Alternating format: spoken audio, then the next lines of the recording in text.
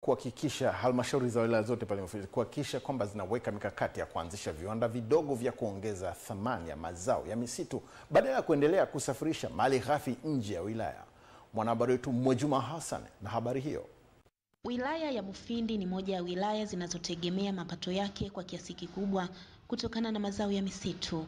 Mashamba makubwa ya misitu ikiwemo shamba la miti South Hill yamekuwa mkombozi kwa wananchi kutokana na fursa mbalimbali za kiuchumi zinazopatikana. Hata hivyo, mkuu wa mkoa wa Iringa Heri James alipotembelea shamba hilo amebainisha kuwa licha uwepo wa misitu hiyo hakuna viwanda vya ndani vinavyosaidia kuchakata mazao hayo, jambo linalosababisha kupungua kwa mapato ya serikali na wananchi. Tunao misitu ya kutosha, tunao mazao ya kutosha, lakini ni aibu kwa zama hizi ambazo zina teknolojia, kwa zama hizi ambazo tuna mitaji, kwa zama hizi ambazo tunao maeneo ya kutosha, eti bado tunasafirisha nini? Malighafi. Ni muda mwafaka sasa tuanze kusafirisha bidhaa zilizokamilika. Tunao uwezo wa kumiliki viwanda vikubwa vya kuchakata na kutengeneza furniture hapa. Uvunaji endelevu wa misitu ni jambo ambalo Heri James analipigilia msumari. Kiruhusu uvunaji holela wa mazao ya misitu, hii misitu yote itakwisha.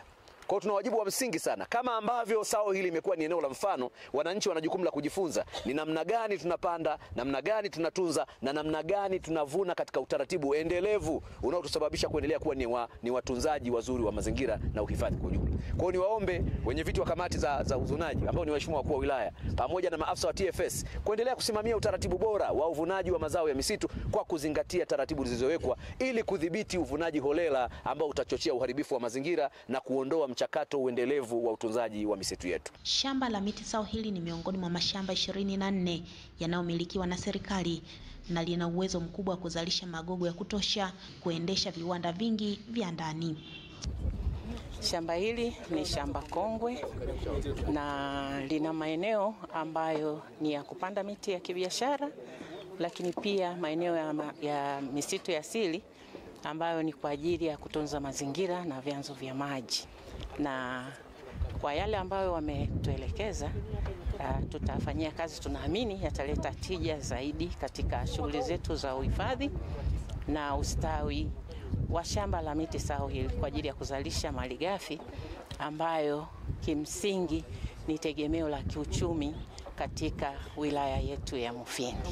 Lakini kwa namna gani halmashauri ya wilaya Mufindi inawezesha vijana kuchangamkia fursa zinazopatikana kupitia mazao ya misitu? Hapo ni kuwawezesha wale ambao watakuwa tayari kununua mashine ndogo ndogo kwa ajili ya kufanya processing ya baadhi ya mazao, lakini pia kuwezesha katika swala zima la uwekezaji katika ufugaji wa nyuki pamoja na uzalishaji wa mazao ya nyuki pamoja na kuongeza thamani. Mwejuma Hassan, EATV, Iringa. Sasa tuelekee kaskazini mwa nchi. Kama una mpango wa kwenda Kiteto Manyara, kuwa makini, hasa sura yako